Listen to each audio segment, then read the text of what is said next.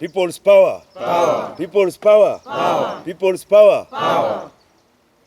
Members of the Fourth Estate, ladies and gentlemen, we have gathered here today as a coalition of civil society organizations, grassroots organizations.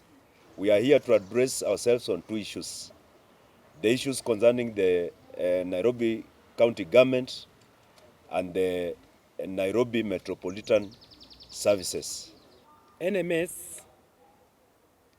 ilipewa mamlaka chache kidogo kutoka County Government ya Nairobi.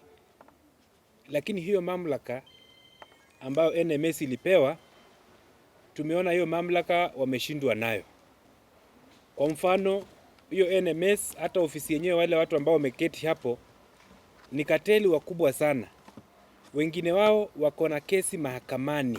Unavyosikia hawa ni wamama ambayo wametuzaa, si ndio? Yes. Sasa si tunashangaa Gavana Sonko alipochukua ofisi. Tumeona watoto walikuwa wanauzwa Pumwani, si ndio? Yes. Lakini Gavana Sonko akachange Pumwani ikawa kwa standard.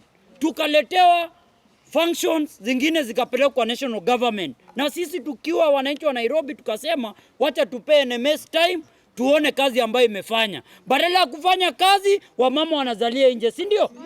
Na ndio maana tunasema hivi, sisi hatutaendelea kurudisha hadhi ya Nairobi chini. Venye mwenzangu Patron amesema hapa, kuna pesa ambayo ilipewanwa ya COVID hapa 230 million. Kwa hiyo budget tunaambiwa wamenunua mashamba tena kuzika watu. Kwani si tunakufa?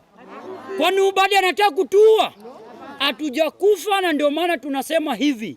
Hiyo shamba ambayo walinunua hatujaiona, na sisi kama wa Nairobi tuna shamba ambayo kuzika watu ambayo ni Lang'ata.